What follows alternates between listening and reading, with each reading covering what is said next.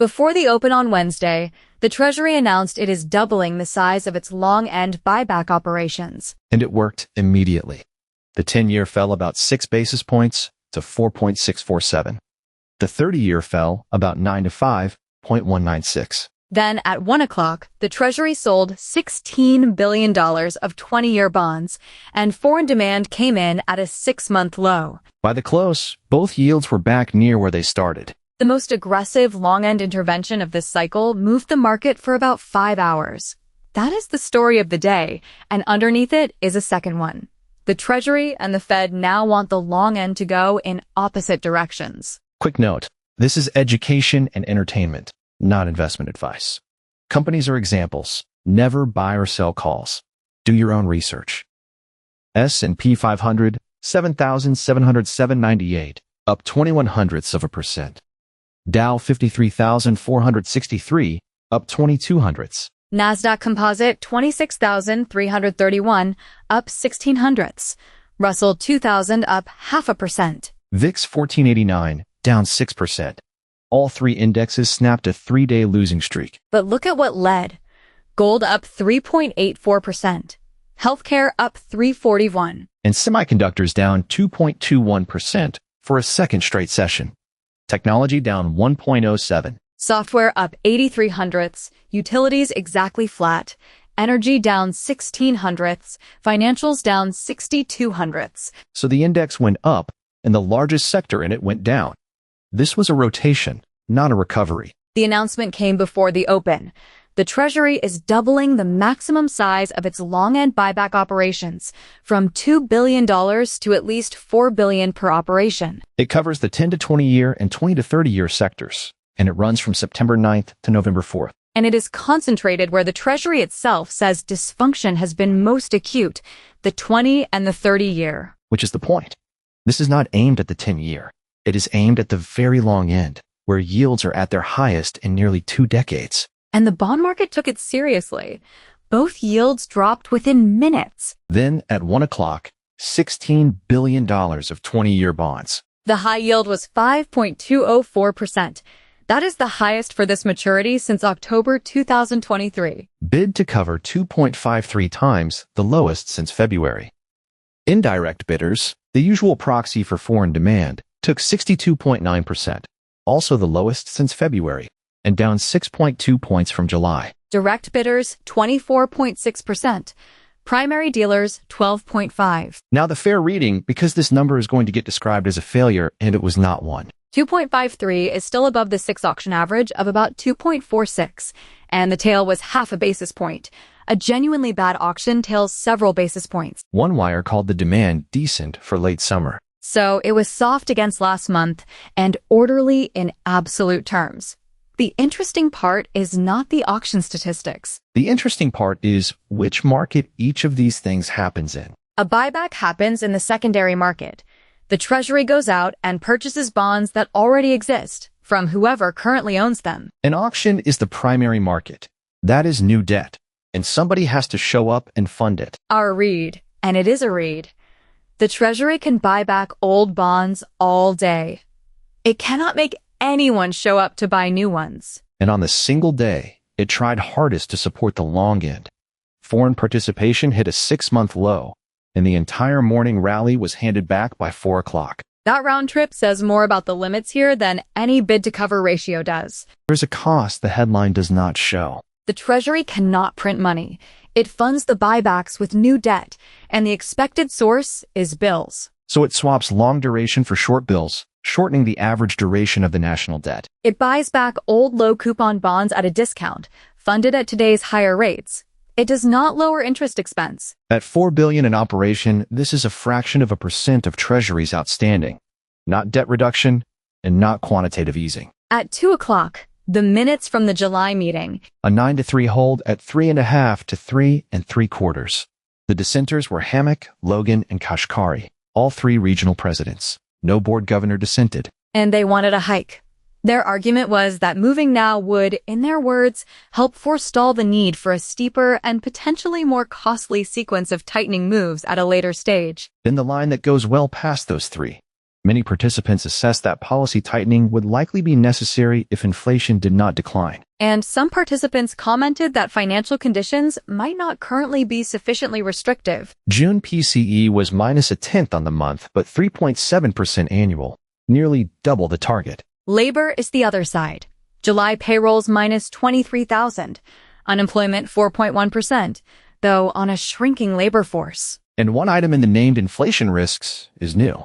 Alongside Middle East energy shocks and tariff pass-through, the committee listed the AI demand build-out. The Fed is now formally carrying AI capital spending as an inflation risk. Which brings the two halves of this episode together. At the July press conference, Chair Warsh welcomed higher long-end yields. They were doing the Fed's tightening work, and that reduced the pressure on the committee to hike. Wilmington Trust's Will Stith put it this way, and this is his opinion rather than a fact. Chairman Warsh is in a very uncomfortable position. The market was leaving with this notion that we don't necessarily have to see a hike because the longer end is doing the work for the Fed. So if the Treasury succeeds in capping the long end, the Fed loses its free tightening. Capping the 30-year does not cap rates. It relocates the tightening to the front end. And the Treasury has just moved the debt toward the front end as well. A successful Bessent implies a more hawkish Warsh, and the two policies raise each other's cost. Market pricing moved from a September hike out to a hold until at least December. Now, the other thing that happened on Wednesday, which had nothing to do with any of that. Fabrinet down 5.81%. Coherent down 6.19%. Applied Optoelectronics down 7.02%. Lumentum down 5.23%. Credo down 4.53%. Corning down 4.65%. Nebius down 9.87%, and that one has its own cause. A $4.5 billion convertible note placement, plus negotiated exchanges of existing notes into shares whose holders can sell them immediately. Across 2 days, from Monday's close, Fabrinet down 24.06%. Applied Optoelectronics down 21.11%. Coherent down 18.15%. Credo down 16.97%. Lumentum down 14.58%. CoreWeave down 14.27%.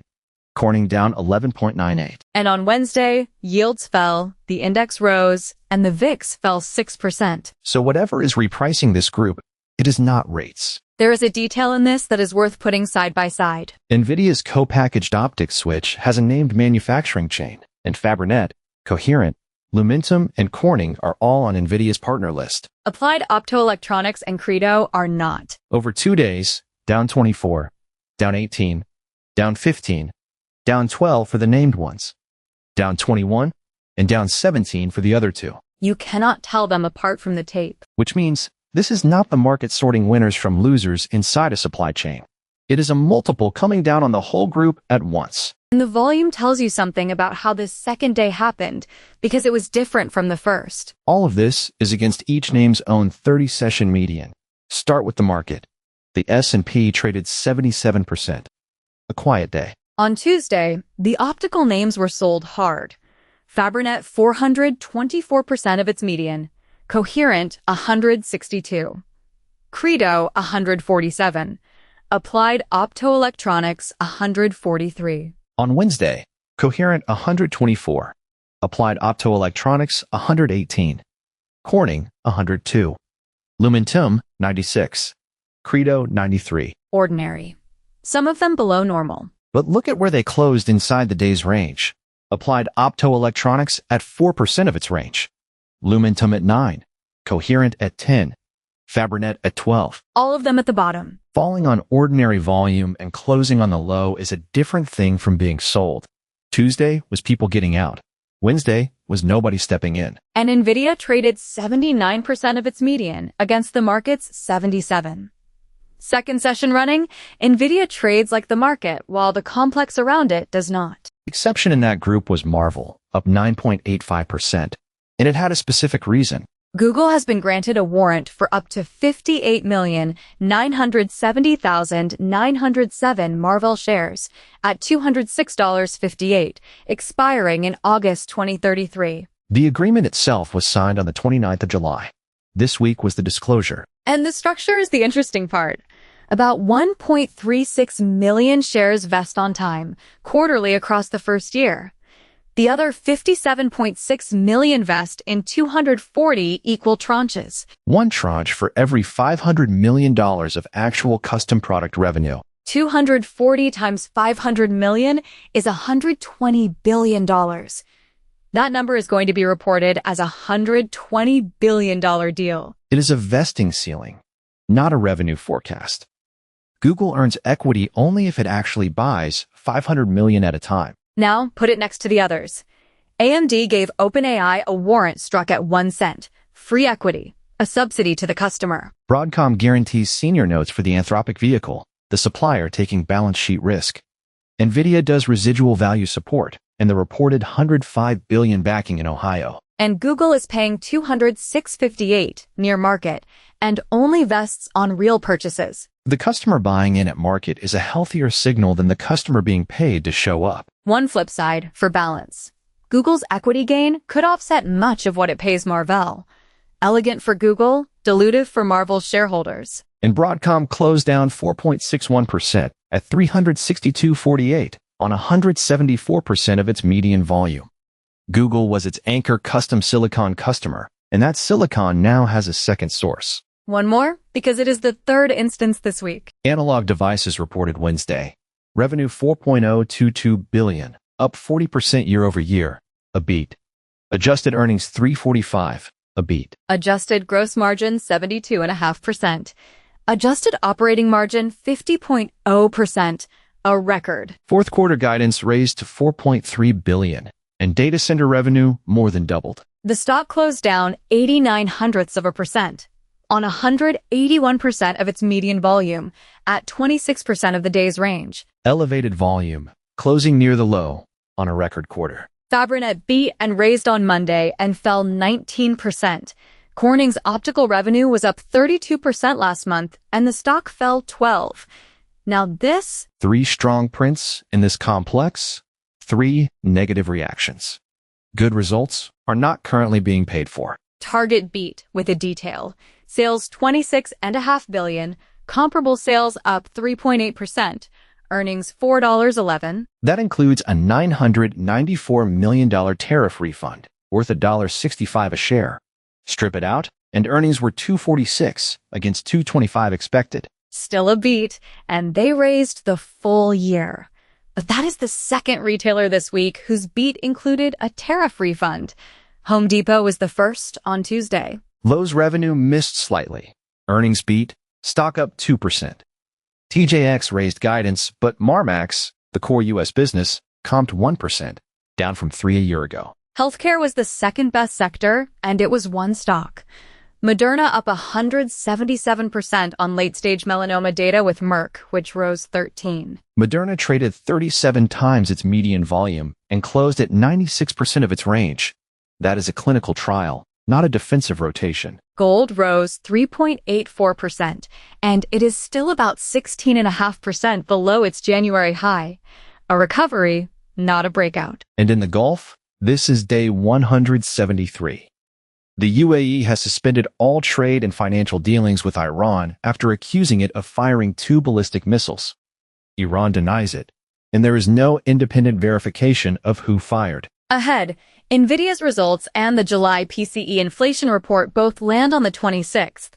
Jackson Hole runs the 27th to the 29th, with Warsh's keynote on the 28th. And the buybacks themselves begin on September 9th. That's a wrap. If this was useful, follow or subscribe for the next one, and tell us where we're wrong. Thanks for listening.